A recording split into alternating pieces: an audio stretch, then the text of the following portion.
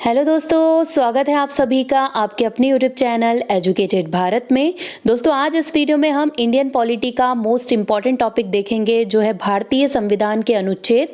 ये आपके एग्जाम के लिए बहुत ज़्यादा इंपॉर्टेंट है क्योंकि यहाँ से कई सारे क्वेश्चन एग्जाम में बनते हैं। तो प्लीज़ वीडियो को एंड तक ज़रूर देखिएगा। वीडियो पसंद आए तो लाइक एंड शेयर ज़रूर कीजिएगा। अगर आपने अभी तक चैनल को सब्सक्राइब नहीं किया है तो प्लीज़ चैनल को सब्सक्राइब करके बेल आइकन ज़रूर प्रेस कर लीजिए। चलिए स्टार्ट करते हैं। फर्स्ट क्वेश्चन देखिए, संविधान सभा द्वारा अंतिम रूप से पारित संविधान में कुल कितने अनुच्छेद तथा अनुसूचियां हैं? तो देखिए कितने, जो मूल संविधान था उसमें कितने अनुच्छेद और कितनी अनुसूचियां थी। तो करेक्ट ऑप्शन यहाँ पर सी हो जाएगा। 395 अनुच्छेद और 8 अनुसूचियां थी जो मूल संविधान था उसमें।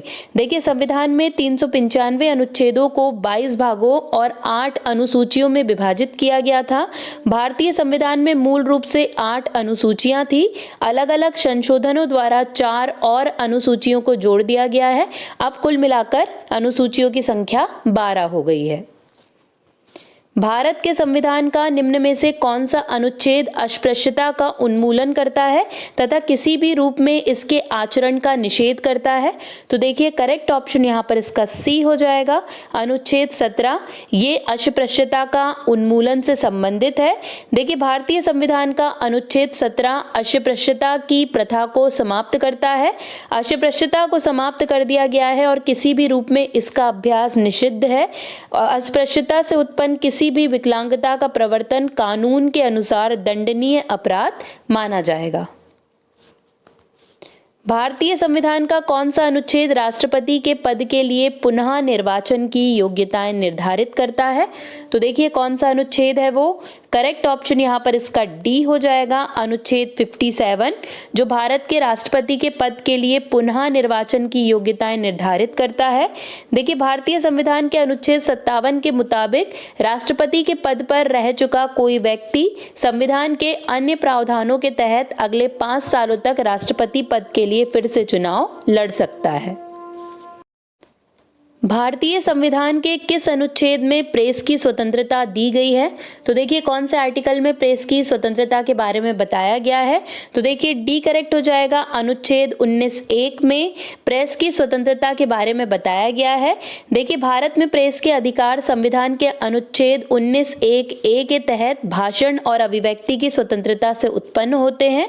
प्रेस के पास कई तरह के अधिकार हैं जिनमें प्रकाशित करने का अधिकार, प्रसारित करने का अधिकार, सूचना प्राप्त करने का अधिकार, विज्ञापन देने का अधिकार, असहमति का अधिकार आदि शामिल है। मौलिक अधिकार के अंतर्गत कौन सा अनुच्छेद बच्चों के शोषण से संबंधित है? तो देखिए कौन सा आर्टिकल है वो। तो करेक्ट ऑप्शन यहाँ पर डी हो जाएगा। अनुच्छेद 24 ये बच्चों के शोषण से संबंधित है। देखिए भारतीय संविधान के अनुच्छेद 23 और 24 में शोषण के विरुद्ध अधिकार का प्रावधान है जिसमें बच्चों के शोषण से जुड़ी कुछ बातें भी शामिल है। अनुच्छेद 23 के तहत मानव तस्करी और जबरन श्रम पर रोक लगाई गई है, जबकि अनुच्छेद 24 के तहत 14 साल से कम उम्र के बच्चों को कारखानों, खदानों या अन्य खतरनाक गतिविधियों में काम करने से रोका जाता है। भारतीय संविधान के किस अनुच्छेद में अल्पसंख्यकों के हितों के संरक्षण की व्यवस्था है? तो देखिए करेक्ट ऑप्शन यहाँ पर इसका बी हो जाएगा। अनुच्छेद 29 में अल्पसंख्यकों के हितों के संरक्षण की व्यवस्था की गई है। देखिए भारतीय संविधान का अनुच्छेद 29 अल्पसंख्यकों के सांस्कृतिक और शैक्षणिक अधिकारों की रक्षा करता है। इसका उद्देश्य भारत में धार्मिक, भाषाई और सांस्कृतिक अल्पसंख्यकों के हितों की रक्षा करना है। संविधान के किस अनुच्छेद में ये अंकित है कि इंडिया अर्थात भारत राज्यों का एक संघ होगा? तो देखिए कौन से आर्टिकल में ये कहा गया है। तो करेक्ट ऑप्शन इसका यहाँ पर ए हो जाएगा। आर्टिकल 1 यानी कि अनुच्छेद 1 में कहा गया है इंडिया अर्थात भारत राज्यों का एक संघ होगा। देखिए संविधान में अनुच्छेद 1 में कहा गया है कि इंडिया यानी भारत राज्यों का एक संघ होगा। भारत का क्षेत्र इसमें शामिल होगा। राज्यों के क्षेत्र, केंद्र शासित प्रदेश और भविष्य में प्राप्त किए जा सकने वाले क्षेत्र, ये सभी इसमें शामिल होंगे। भारतीय संविधान के किस अनुच्छेद में नागरिकता संबंधी प्रावधान है? तो देखिए करेक्ट ऑप्शन यहाँ पर बी हो जाएगा। अनुच्छेद 5 से 11 में नागरिकता के संबंधित प्रावधान किए गए हैं। देखिए भारतीय संविधान के अनुच्छेद 5 से 11 में नागरिकता से जुड़े प्रावधान हैं। इन अनुच्छेदों में मुख्य रूप से भारतीय नागरिकता की पात्रता से जुड़ी जानकारी दी गई है। संविधान के इन अनुच्छेदों के अलावा नागरिकता से जुड़े प्रावधान संसद द्वारा बनाए गए नागरिकता अधिनियम 1955 में भी मिलते हैं। निम्न में से किस अनुच्छेद द्वारा भारतीय संविधान नागरिकों को मूल अधिकार निश्चितता प्रदान करता है? तो देखिए कौन से आर्टिकल के तहत? तो करेक्ट ऑप्शन ए हो जाएगा। अनुच्छेद 12 से 35 तक के द्वारा भारतीय संविधान नागरिकों को मूल अधिकार प्रदान करता है। देखिए मौलिक अधिकार भारत संविधान के भाग 3 अनुच्छेद 12 से 35 में वर्णित भारतीय नागरिकों को प्रदान किए गए वे अधिकार हैं जो सामान्य स्थिति में सरकार द्वारा सीमित नहीं किए जा सकते और जिनकी सुरक्षा का प्रहरी सर्वोच्च न्यायालय है। कौन से अनुच्छेद के अंतर्गत भारत का सर्वोच्च न्यायालय नागरिकों के मौलिक अधिकारों की रक्षा करता है? तो देखिए करेक्ट ऑप्शन यहाँ पर डी हो जाएगा। अनुच्छेद 32 के अंतर्गत भारत का सर्वोच्च न्यायालय नागरिकों के मौलिक अधिकार की रक्षा करता है। देखिए अनुच्छेद 32 अन्य सभी मौलिक अधिकारों के प्रवर्तन के लिए मौलिक अधिकार के रूप में एक गारंटीकृत उपाय प्रदान करता है और संविधान द्वारा सर्वोच्च न्यायालय को इन अधिकारों के रक्षक के रूप में नामित किया गया है। भारतीय संविधान के किन अनुच्छेदों में राज्य के नीति निर्देशक तत्वों का उल्लेख है? तो देखिए करेक्ट ऑप्शन यहाँ पर सी हो जाएगा। अनुच्छेद 36 से 51 तक राज्य के नीति निर्देशक तत्वों का उल्लेख किया गया है। देखिए भारतीय संविधान के अनुच्छेद 36 से 51 में राज्य के नीति निर्देशक तत्वों का उल्लेख है। ये तत्व संविधान के भाग 4 में शामिल है। भारतीय संविधान में समानता का अधिकार 5 अनुच्छेदों द्वारा प्रदान किया गया है। ये है तो देखिए करेक्ट ऑप्शन यहाँ पर सी हो जाएगा। अनुच्छेद 14 से अनुच्छेद 18 ये समानता का अधिकार वाले 5 अनुच्छेद हैं। देखिए भारतीय संविधान में समानता का अधिकार अनुच्छेद 14 से 18 तक के अंतर्गत आता है। इनमें से कुछ प्रमुख अनुच्छेद हैं। देखिए जो अनुच्छेद 14 है वो कहता है विधि के समक्ष समानता। अनुच्छेद 15 में धर्म, वंश, जाति, लिंग और जन्म स्थान जैसे आधारों पर कोई भेदभाव नहीं किया जाएगा, ये बोलता है। अनुच्छेद 16 कहता है सार्वजनिक रोजगार के लिए अवसर की समानता। अनुच्छेद 17 में है छुआछूत या अस्पृश्यता का अंत कर दिया गया है और अनुच्छेद 18 में है उपाधियों का अंत कर दिया गया है। भारतीय संविधान का कौन सा अनुच्छेद राज्य सरकारों को ग्राम पंचायत के गठन का निर्देश देता है? तो देखिए करेक्ट ऑप्शन यहाँ पर इसका डी हो जाएगा। अनुच्छेद 40 ये राज्य सरकार को ग्राम पंचायत के गठन का निर्देश देता है। देखिए संविधान का अनुच्छेद 40 राज्य सरकारों को ग्राम पंचायत संगठित करने का निर्देश देता है। अनुच्छेद 40 राज्य नीति निर्देशक सिद्धांतों में से एक है। भारतीय संविधान के किस अनुच्छेद के अंतर्गत नियंत्रक एवं महालेखा परीक्षक की नियुक्ति होती है? तो देखिए कौन से आर्टिकल के तहत होती है? तो करेक्ट ऑप्शन यहाँ पर इसका सी हो जाएगा। अनुच्छेद 148 के तहत नियंत्रक एवं महालेखा परीक्षक की नियुक्ति की जाती है। देखिए भारतीय संविधान के अनुच्छेद 148 के तहत भारत के नियंत्रक महालेखा परीक्षक यानी जिसे हम कैग के नाम से जानते हैं, इनकी नियुक्ति होती है। राष्ट्रपति अपने हस्ताक्षर और मोहर से अधिपत्र जारी करके कैग की नियुक्ति करते हैं। भारतीय संविधान के किस अनुच्छेद में मौलिक कर्तव्यों की चर्चा की गई है? तो देखिए कौन से अनुच्छेद में मौलिक कर्तव्य की चर्चा की गई है? तो करेक्ट ऑप्शन यहाँ पर बी हो जाएगा। अनुच्छेद 51 ए में मौलिक कर्तव्यों की चर्चा की गई है। देखिए वर्ष 1976 में अपनाए गए 42वें संविधान संशोधन के द्वारा नागरिकों के मौलिक कर्तव्यों को सूचीबद्ध किया गया है। संविधान के भाग 4 में सन्निहित अनुच्छेद 51 का मौलिक कर्तव्यों के बारे में है। भारत के संविधान के किस अनुच्छेद के अंतर्गत भारत के राष्ट्रपति पर महाभियोग चलाया जा सकता है? तो देखिए कौन से आर्टिकल में दिया गया है राष्ट्रपति का महाभियोग। तो करेक्ट ऑप्शन यहाँ पर ए हो जाएगा।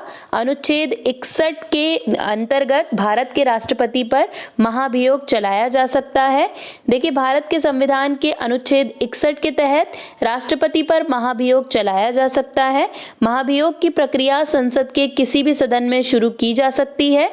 महाभियोग के लिए सदन में कुल सदस्य के 2/3 बहुमत की जरूरत होती है। महाभियोग की वजह से राष्ट्रपति को पद से हटाया जा सकता है, भले ही उसका 5 साल का कार्यकाल पूरा हुआ हो या ना हुआ हो। संविधान के किस अनुच्छेद में उपराष्ट्रपति पद का प्रावधान किया गया है? तो देखिए कौन से आर्टिकल में किया गया है। करेक्ट ऑप्शन यहाँ पर इसका सी हो जाएगा। अनुच्छेद 63 में उपराष्ट्रपति पद का प्रावधान किया गया है। देखिए भारतीय संविधान के अनुच्छेद 63 में उपराष्ट्रपति पद का उल्लेख है। इस अनुच्छेद में कहा गया है कि भारत का एक उपराष्ट्रपति होगा। संविधान के किस अनुच्छेद के अंतर्गत मंत्रीगण सामूहिक रूप से लोकसभा के प्रति उत्तरदायी है? तो देखिए करेक्ट ऑप्शन यहाँ पर इसका सी हो जाएगा। अनुच्छेद 75(3) के अंतर्गत ये ऐसा कहा गया है कि मंत्रीगण सामूहिक रूप से लोकसभा के प्रति उत्तरदायी है। देखिए भारतीय संविधान के अनुच्छेद 75(3) के मुताबिक मंत्रिपरिषद सामूहिक रूप से लोकसभा के प्रति उत्तरदायी है।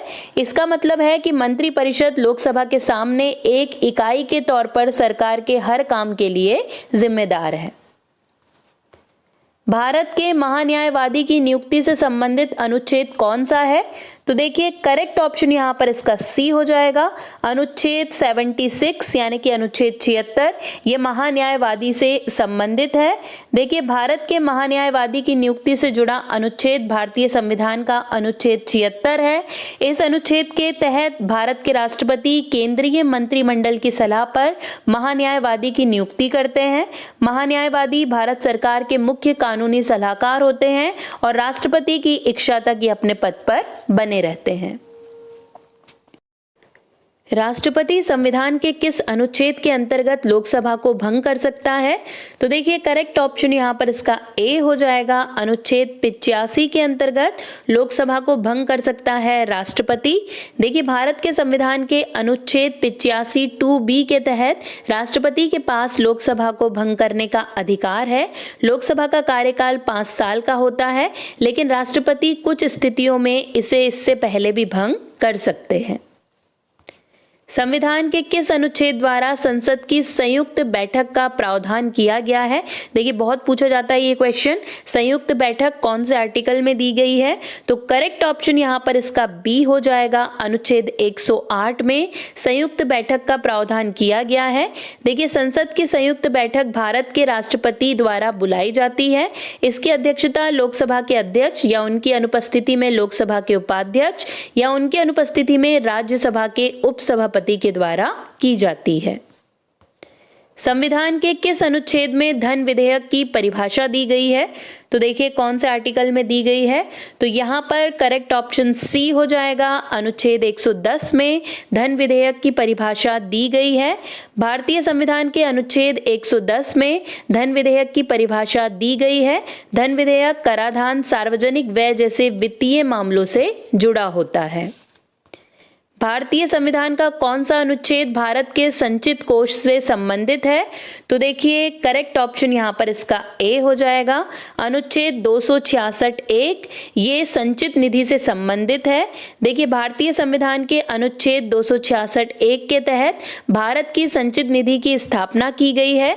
ये भारत की सबसे बड़ी निधि है और इसमें सरकार को मिलने वाले सभी राजस्व जमा किए जाते हैं। भारतीय संविधान का निम्न में से कौन सा अनुच्छेद भारत के राष्ट्रपति को अध्यादेश जारी करने की शक्ति प्रदान करता है? तो देखिए कौन सा आर्टिकल है ये। तो करेक्ट ऑप्शन यहाँ पर सी हो जाएगा। अनुच्छेद 123 जो भारत के राष्ट्रपति को अध्यादेश जारी करने की शक्ति प्रदान करता है। देखिए भारतीय संविधान का अनुच्छेद 123 राष्ट्रपति को अध्यादेश जारी करने का अधिकार देता है। इस अनुच्छेद के तहत राष्ट्रपति संसद के अवकाश के दौरान अध्यादेश जारी कर सकते हैं। राष्ट्रपति मंत्रिपरिषद की सलाह और मदद से इस शक्ति का इस्तेमाल कर सकते हैं। राष्ट्रपति सर्वोच्च न्यायालय से संबंधित किस अनुच्छेद के अंतर्गत परामर्श ले सकते हैं?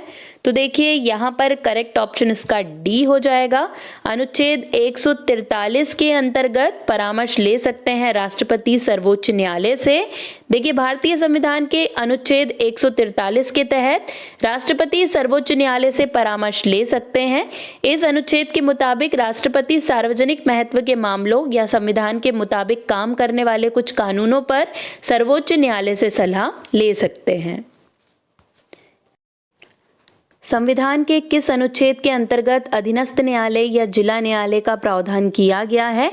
तो देखिए करेक्ट ऑप्शन यहाँ पर इसका बी हो जाएगा। अनुच्छेद 233 के अंतर्गत ये प्रावधान किए गए हैं।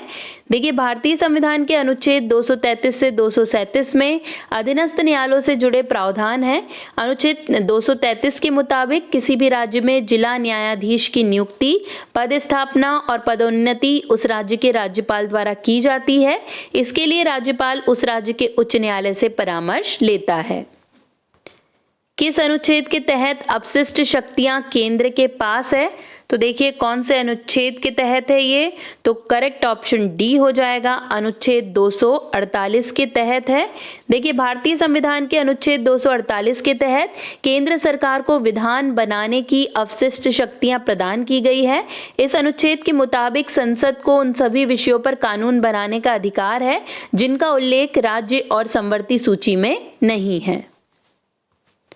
भारतीय संविधान के अंतर्गत निम्नलिखित में से कौन सा अनुच्छेद संसद को राज्य सूची के विषय के संबंध में विधि बनाने की शक्ति प्रदान करता है?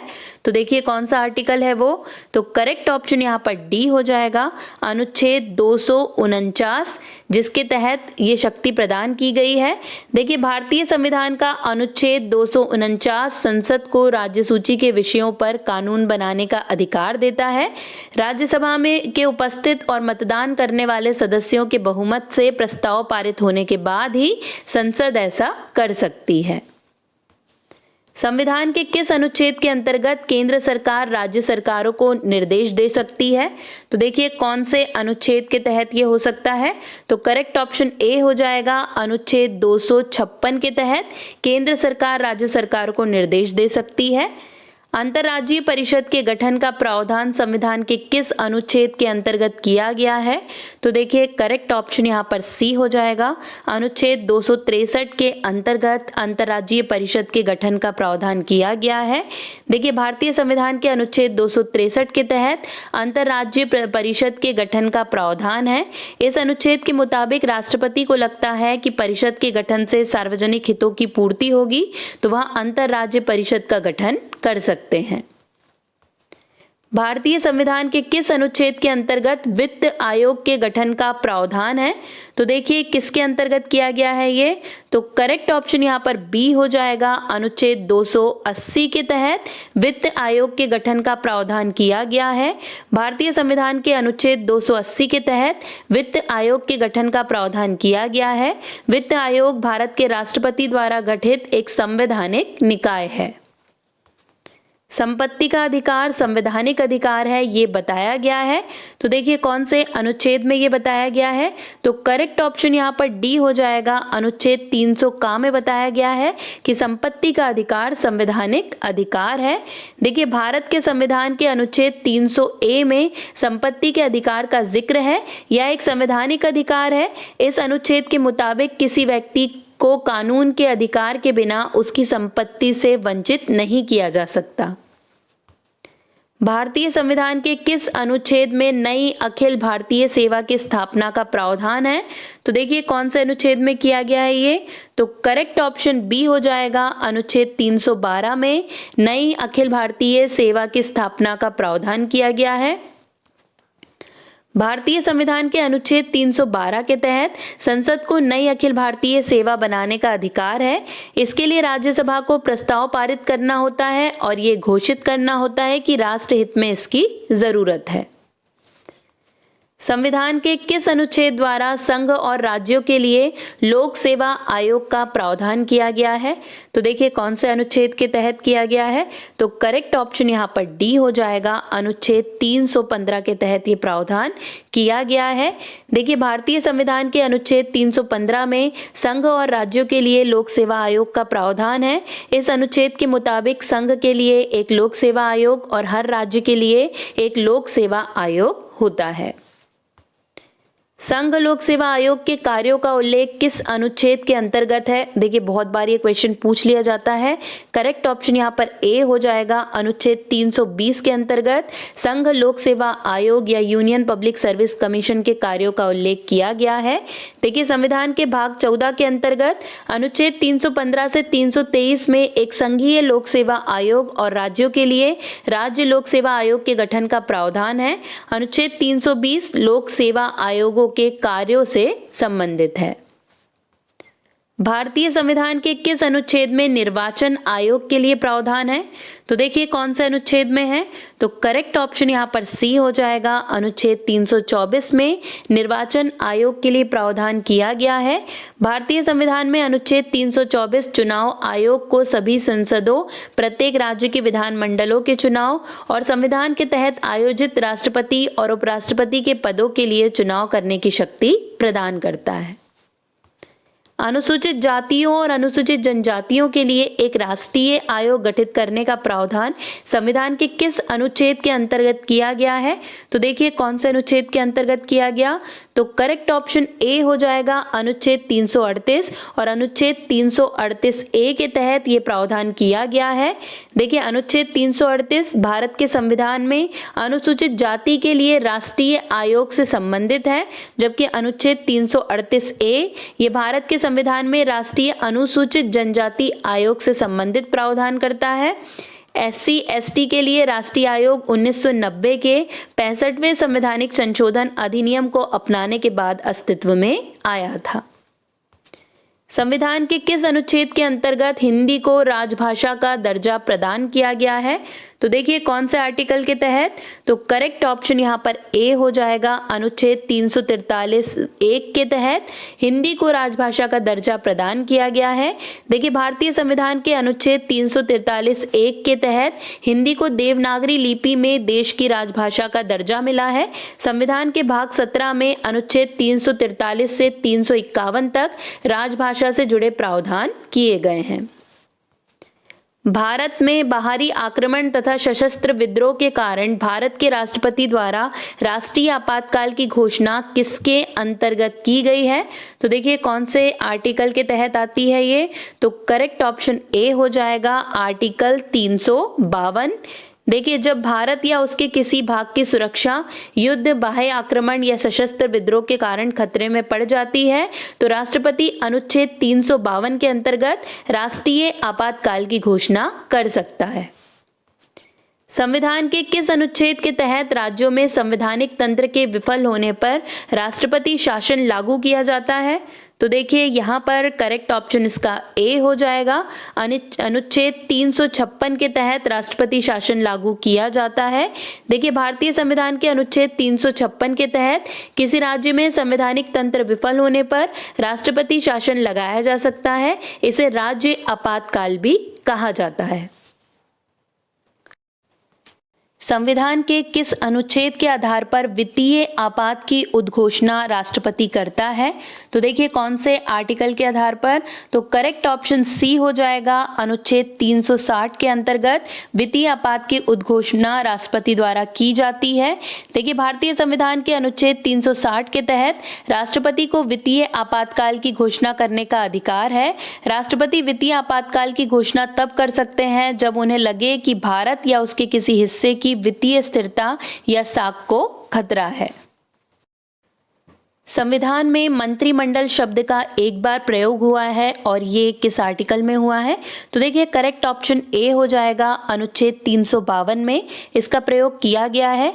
देखिए संविधान में मंत्रिपरिषद शब्द का प्रयोग अनुच्छेद 74 एवं 75 में किया गया है, जबकि मंत्रिमंडल अथवा कैबिनेट शब्द का प्रयोग 44वें संविधान संशोधन द्वारा अनुच्छेद 352 के अंतर्गत किया गया है। भारत के संविधान के अनुच्छेद 350 ए के अधीन उपबंध किससे संबंधित है? तो देखिए करेक्ट ऑप्शन यहाँ पर इसका सी हो जाएगा। प्राथमिक स्तर पर मातृभाषा में शिक्षा की सुविधाओं की व्यवस्था करने का उपबंध ये अनुच्छेद 350 ए में किया गया है। भारतीय संविधान के किस अनुच्छेद में विभिन्न राज्यों से संबंधित विशिष्ट प्रावधान का उल्लेख है? तो देखिए कौन से आर्टिकल में किया गया है ये? तो करेक्ट ऑप्शन सी हो जाएगा अनुच्छेद 371 में। भारत के संविधान के अनुच्छेद 371 जी में दिए गए विशिष्ट उपबंध किस राज्य से संबंधित है? तो देखिए कौन से राज्य से संबंधित है ये? तो करेक्ट ऑप्शन सी हो जाएगा, मिजोरम से संबंधित है। देखिए भारत के संविधान के अनुच्छेद 371 जी में किए गए विशिष्ट उपबंध मिजोरम से जुड़े हैं। इस अनुच्छेद में मिजोरम के लोगों की धार्मिक और सामाजिक प्रथाओं, प्रथागत कानून और प्रक्रिया को संरक्षित करने के लिए प्रावधान है। इसमें भूमि के स्वामित्व और हस्तांतरण के अलावा आपराधिक और नागरिक न्याय के प्रशासन के लिए भी विशेष प्रावधान है। मिजोरम की विधानसभा में कम से कम 40 सदस्य होने चाहिए। ये सभी बात यहाँ पर कही गई है। संविधान के किस अनुच्छेद के प्रावधानों के अंतर्गत भारत सरकार द्वारा भारत रत्न, पद्म विभूषण आदि अलंकरण प्रदान किए जाते हैं? तो देखिए कौन से अनुच्छेद के अंतर्गत ये प्रदान किए जाते हैं? तो करेक्ट ऑप्शन बी हो जाएगा अनुच्छेद 18।